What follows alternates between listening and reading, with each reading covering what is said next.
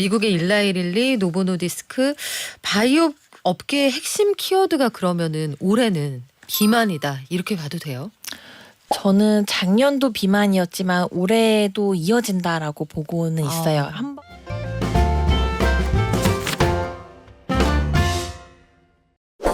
여러분, 올해 연초에 올해를 주도할 증시의 섹터는 바이오, 제약, 반도체 등등이다. 이런 얘기 많이 했었거든요. 지난달까지는 괜찮았어요. 제약 바이오. 오늘은 소폭 상승하는 것 같은데 이번 달 들어서는 약간 우리의 눈높이에는 미치지 못한다 이런 반응들이 있습니다. 조정 국면에 접어들었다는 반응들이 있는데 이럴 때 세일할 때 조금씩 사 모아야 할까요? 잠깐 몸을 낮춰야 할까요? 가지고 계신 분들은 파는 게 좋을까요? 어떻게 하면 좋을지 제약 바이오 종목과 관련해 앞으로의 시장 전망해 보겠습니다. 키움증권의 허혜민 연구원 나오셨습니다. 안녕하세요. 안녕하세요. 연구원님, 올해 그 제약 바이오가 올해 진짜 반도체하고 같이 수출주랑 같이 손잡고 우리를 좀 행복하게 해주는구나 했거든요. 근데 최근의 흐름은 약간 힘이 빠지는 것 같아요. 네. 3월에 일단 굉장히 많이 올랐고요. 제가 9년간의 그 코스닥의 제약 지수들을 팔로우 해보니까 네. 그 3월 중에 지난 3월 달이 15% 정도 올랐거든요. 제약 지수가. 네. 그게 9년간 가장 많이 오른. 최근 9년새. 네. 그러니까 매년 3월 달에 제약 지수 수익률보다도 지난달이 훨씬 더 좋았었기 때문에 네. 또 단기 급등에 대한 따른 숨고르기라고 보고 있습니다. 아, 그러면은 실질적으로 제약 바이오 자체가 힘이 빠진 건 아니다. 네. 이러다 조정 지나가면 다시 올라갈까요? 최근에 이제 조정받았던 것 중에 또 큰 요소 중에 하나 금리도 있어서 금리 영향과 더불어서 이제 1분기 실적 시즌도 4월 달에 오기 때문에 네. 그래서 조금 쉬어가지만 말씀하신 것처럼 저는 약간 단기 조정 국면이라고 보고 있어서 올해 내년은 좀 좋게 보고 있어요. 근데 그 금리가요. 종목별로 뭐 다 영향이 없는 데야 없겠지만 작년하고 재작년 제약 바이오 굉장히 어려웠잖아요. 근데 그때도 생각해 보니까 금리 인하 얘기가 눈꽃만큼이라도 나오면 제약 바이오가 확 튀어 올랐던 몇 주가 있었거든요. 네. 제약 바이오가 금리 이슈에 유독 민감한 이유가 있습니까? 민감하죠. 저희가 다른 섹터들은 이제 실적이 나오기 때문에 그쵸. 단기 실적으로 기업 가치 평가를 하지만 제약바이오 섹터는 미래 가치를 많이 평가를 하기 꿈과 때문에 희망을 먹고. 맞아요. 그래서 네. 10년이나 15년 뒤에 그 현금 가치나 이익을 현재로 현가화하거든요. 그 현가화할 때 금리에 따라서 많이 밸류의 그 기업 가치가 달라지기 때문에 그 사실 단기적으로 금리가 높으면 미래 가치에 투자하지 않고 지금 단기 뭐 예금이라든지 이런 데에 투자 많이 하시잖아요. 그렇죠. 그리고 단기에 이제 그 기업 금리나 뭐 은행 금리가 좀 낮다 싶으면 이제 미래 가치에 투자를 하시기 때문에 그거에 대한 영향도 많이 받고 있고 유동성 영향도 크고요. 아, 그렇군요. 그러면 우리 그냥 본론으로 들어가 볼게요. 개별 종목부터 한번 볼까 싶은데 최근 들어 HLB, 알테오젠 아마 개미 투자자들이 가장 좋아하셨던 제약바이오 종목이 아닐까 싶어요. HLB, 항암 신약 개발을 하는 기업입니다. 요 간암에 대한 신약 미국 판매 허가를 앞두고 있다고 하는데 요 어떻게 잘 될 것 같아요? 굉장히 민감한 종목인데요. 제가 말을 조심해야 될 것 같습니다. 아, HLB 굉장히 뜨거운 종목이죠. 네, 뜨겁습니다. 네. 뭐 가능성은 일단 높죠. 왜냐하면 일반적으로 항암제 포함해서 신약이 3상을 성공하고 허가 신청 넣어서 허가가 승인될 때 그 확률이 있어요. 네. 10년간의 통계적인 확률을 저희가 참고를 하는데 그 확률을 보면 현재로서는 이제 92%의 확률로 오. 허가 가능성이 있다라고 네. 볼 수 있습니다. 굉장히 높지 않아요? 그 정도면? 3상을 이제 성공을 했기 때문에 네. 네, 허가 신청도 넣었고 지금 허가 승인 여부 일자가 5월 16일이거든요. 아, 그래서 얼마 안 남았네요. 얼마 안 남았고, 네네. HLB 투자하셨던 분들 최근 들어 마음고생 잠깐 하셨을 텐데 네. 그러면 어때요? 이렇게 가격을 조정받을 때 가능성이 높다. 그럼 지금은 조금씩 모아갈 만한 때라고 판단해도 됩니까? 거기서부터는 이제 기업 가치를 평가를 하셔야 되는데요. 작년 말부터 해서 많이 올랐기 때문에 아. 지금부터는 이 기업 얼만큼 이제 승인은 이미 기반영됐다고 보고요. 승인에 대한 기대감으로 작년 말부터 계속 올라왔기 이미 때문에 선반영이 됐다. 네, 그래서 지금부터는 이게 얼만큼 잘 팔 것이냐에 따라서 더 이제 우상향 혹은 조정이 있을 수 있습니다. 얼마나 잘 팔릴 것 같아요? 그것은 제가 아직 살짝 자료를 일단 요것도 한번 감안을 하셔야 돼요. 경쟁 현황도 같이 살펴보셔야 되는데 네. 지금 나와 있는 것 중에 가장 큰 경쟁자는 로슈고요. 로슈가 세다. 네, 셉니다. 네. 로슈가 있고 뒤로는 또 BMS가 있어요. 세네요. 네, 그래서 앞뒤로 이제 빅파마들이 대기를 하고 있기 때문에 빅파마 대비 얼만큼 침투를 할 것인지를 잘 따져봐야 될 것 같아요. 우리가 어떻게 그 가격 경쟁력으로 하기에는 또 물량이 가격 경쟁력도 중요하죠. 네. 중요한데 일단 영업망과 빅파마들이 같이 파는 포트폴리오들이 있거든요. 그쵸. 예를 들면 이 항암제 팔고 추가로 덧붙여서 세트 이제 메뉴로. 네, 세트 메뉴가 네. 또 있어서 그것도 이제 큰 허들 중에 하나이지 않을까. 네. 요거는 영업이 어떻게 되고 있는지 공시 나올 때마다 좀 눈여겨 보셔야 될 것 같은데 또 하나 알테오젠. 네. 알테오젠 아마 증시 방송 좀 보시는 분들은 이게 관심이 없어도 이름은 한 번씩 들어보셨을 거예요. 제약 바이오 업종의 급등을 주도했던 바로 그 종목입니다. 근데 그 지난달에 블록딜 이슈가 있었잖아요. 최대 주주 부인이 내다 팔았다. 요거 가지고 주가 정점에 있어서 내다 팔고 그러는 거 아니야 이런 얘기가 나왔는데 물론 회사는 해명을 했습니다만 최근 들어서는 흐름이 어떻습니까? 최근에는 아무래도 좀 빠졌죠. 네, 고점 대비해서 한 20% 내외로 하락을 했고요. 많이 빠졌네요. 네. 알테오젠도 역시나 언급하기가 굉장히 조심스러운 종목 중에 하나인데 이 양쪽 다 지금 만만치 않습니다. 만만치 않아요. 네. 한여름이에요. 네, 그런데 알테오젠의 경우는 계약을 잘했죠. 했고 근데 이게 그 등락의 변동성이 심한 이유는 결국 기업 가치 평가에 대한 명확하게 저희가 평가할 수 없는 부분들이 있거든요. 예를 들면 머크와 독점 계약을 했는데 러닝 로열티를 알 수가 없어요. 네, 그걸 알아야 네. 얼마를 향후에 벌 거고 그럼 현재 가치가 얼마다라고 평가를 할 수 있는데 그게 없다 보니까 지금은 시장에서 기대하는 바대로 많이 올라왔거든요. 게다가 5월달에 MSCI 편입도 있으니까 네. 이제 수급에 대한 또 긍정적인 효과도 기대가 되면서 많이 올라왔다가 이 최대 주주인 박순재 대표님의 이제 그 공동 창업자인 분이 이제 매도 블락딜을 하면서 그 투자 심리에서 좀 흔들렸다라고 볼 수 있을 것 같아요. 그러면 이쪽엔 머크에다가 우리가 얼마의 개런티를 받는지 요거 안 알려주는 건 그냥 회사들끼리 계약 사항이기 때문에 안 가르쳐 주는 거예요? 네, 그 협의 사항에서 이제 공개하지 네. 마라라고 했기 때문에 지금은 아무도 그 알테오젠의 대표님 외에는 아마 아무도 얼마 모를 벌고 거예요. 있는지 아무도 모르는 거예요? 그게 이제 나중에 알게 될 것 네. 같아요. 5년 뒤 정도에 그 누적 마일스톤을 다 받고 나서 네. 그 다음부터 이제 로열티를 받게 되는 거거든요. 그래서 그때 나중에 공개가 될 것 같아요. 5년 지나서 장부 열어봐야 알 수 있으면 이런 회사에 이제 투자를 하고 싶다. 그러면 어떤 걸 기준으로 투자를 해야 되는 거예요? 이제 투자 심리, 뭐 금리, 심리, 향후 금리. 모멘텀, 네 이런 것들이 있는데 네. 모멘텀들은 좀 예정이 되어 있어요. 그 MSCI의 5월 편입의 수급도 좀 긍정적이고요. 네, 모건 스탠리 지수에 편입이 될 거라고 거의 기정사실화되어 있죠. 네, 시가총액이 좀 워낙 높아서 네. 편입될 거라고 이제 유력하게 보고 있고 그 외에는 이제 테르가제라고 하는 자체 제품의 국내 승인이 있을 수 있고요.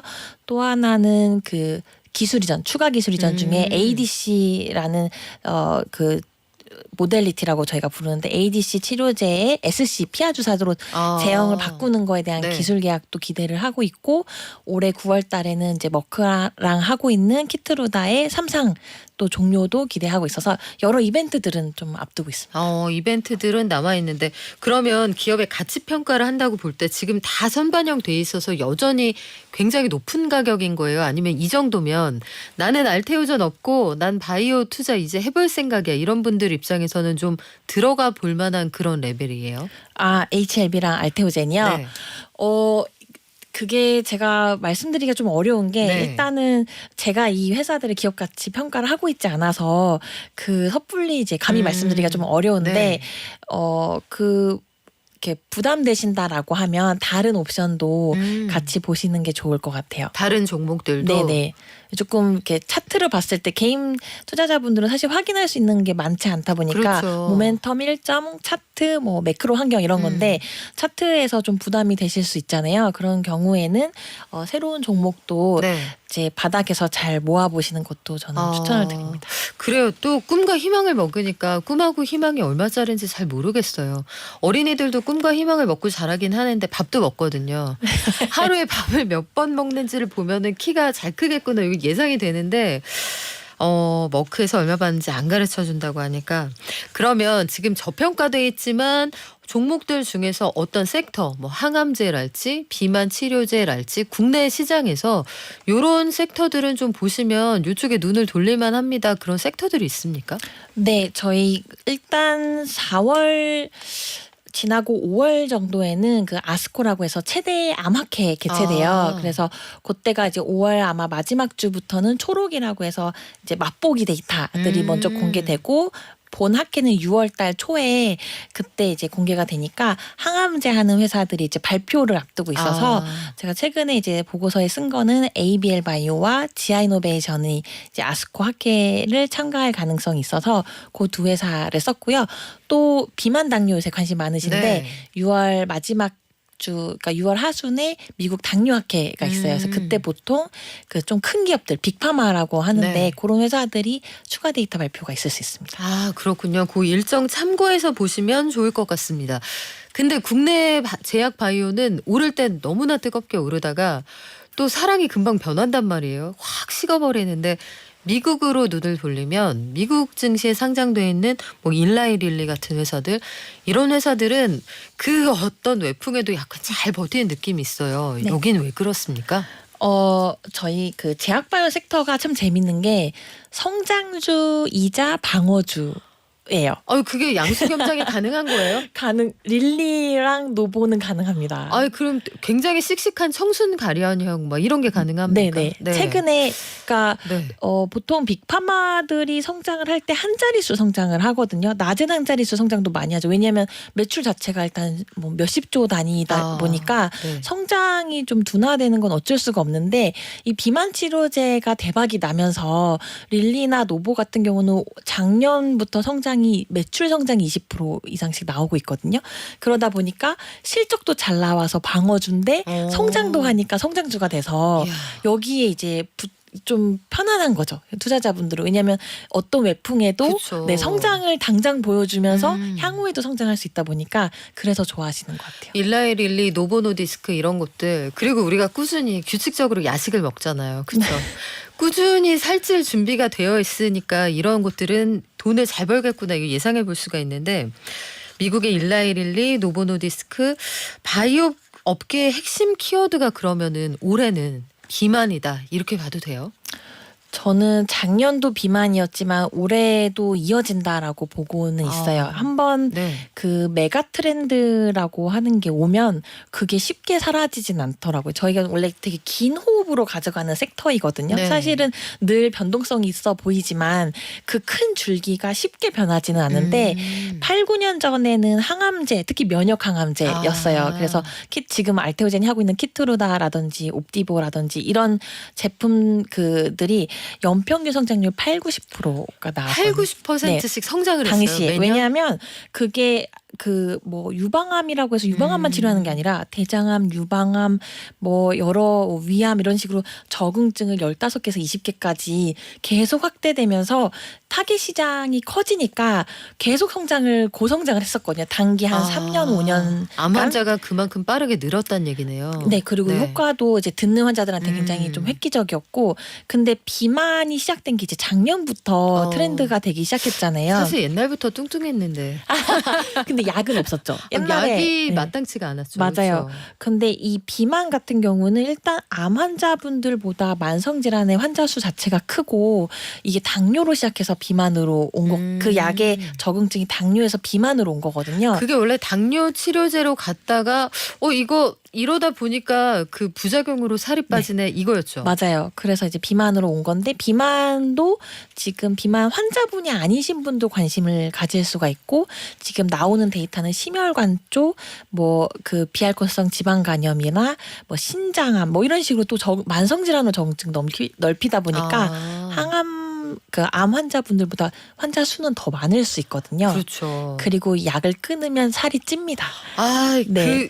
끊을 수가 없겠는데요. 그래서 약을? 계속 맞으면 네. 이제 빅파마들이 좋아하는 캐시플로우가 계속 발생할 수 있으니까 늦더라도 지금 뛰어드는 회사들도 계속 생기고 있어요. 월세처럼 계속 내게 되네요.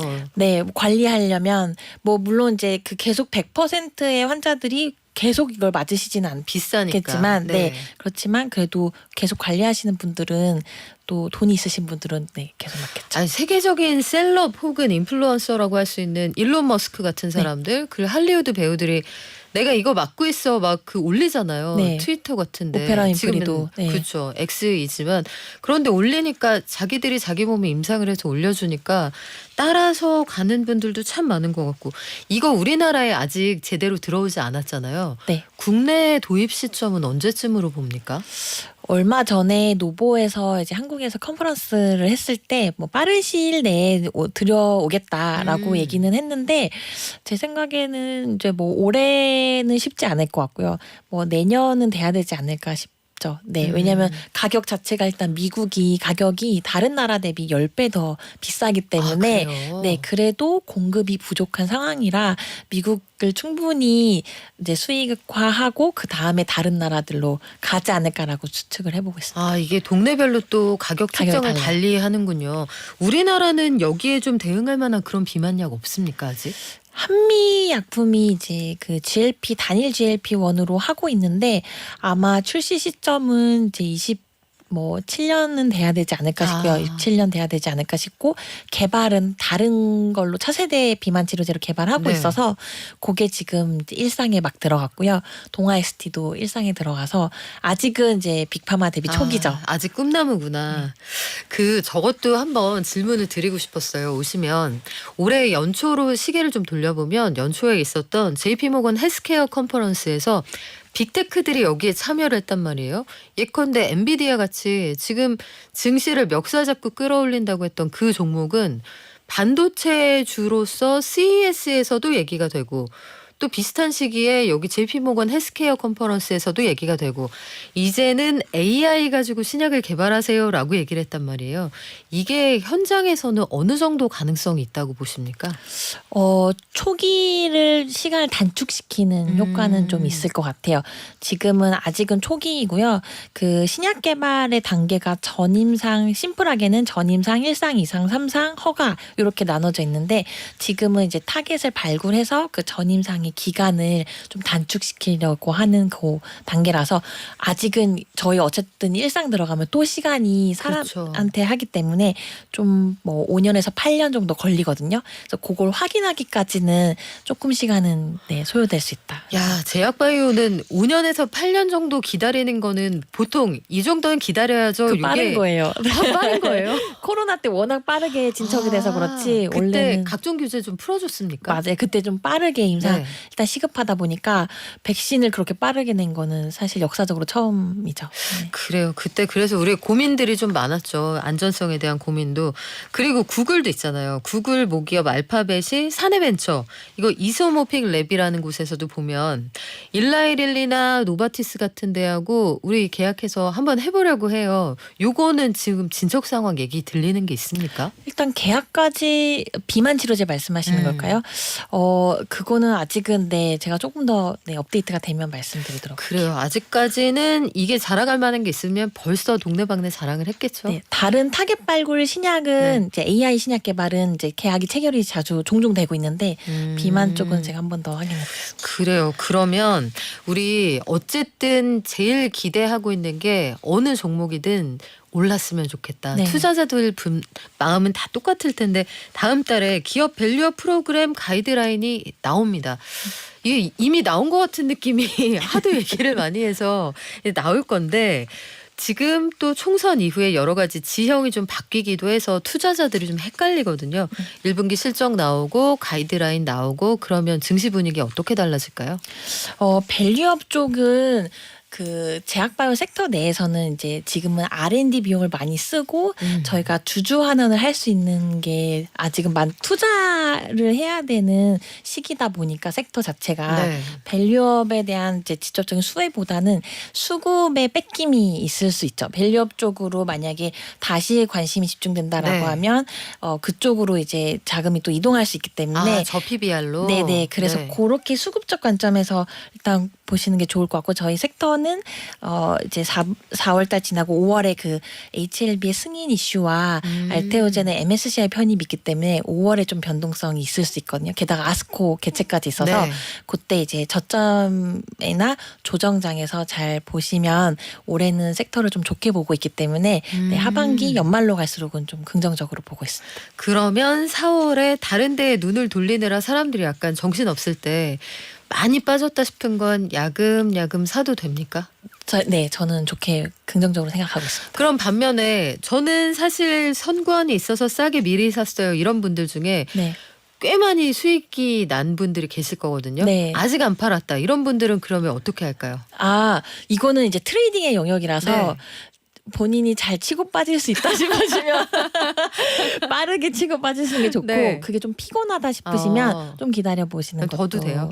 네, 5월 달에 이게 사실 투자 심리가 5월에 많이 바뀔 것 같아요. 이게 위로든 아래든. 왜냐하면 바이오가 그 HLB나 알테오젠이 조정을 받을 수도 있고 오히려 투자 심리 긍정적으로 더 오를 수도 확 있거든요. 들어올 수도 네, 있고. 그게 매크로 환경하고 같이 맞물려 있기 때문에 네. 그 시기를 잘 보셔서 만약에 본인은 이제 매크로를 좀 안 좋게 보시고 금리 인하가 빨리 오지 않을 것 같다라고 생각하시면 조금 피하셨다가 네. 그 조정장에 다시 들어가시는 것도 추천을 드리고요. 네, 그게 제가 말씀드리기 좀 어려운 이유는 이제 매크로가 같이 맞물려 있기 때문에. 그래요. 지금 분위기 봐서 이산이 아닌가요? 이런 분들은 좀 그 차익 실현하셨다가 저가 매수 가능할 때 좀 들어가셔 보는 것도 나쁘지 않은 방법 같네요. 오늘 말씀은 여기까지 들을까요? 지금까지 키움증권의 허혜민 연구원이었습니다. 고맙습니다. 감사합니다.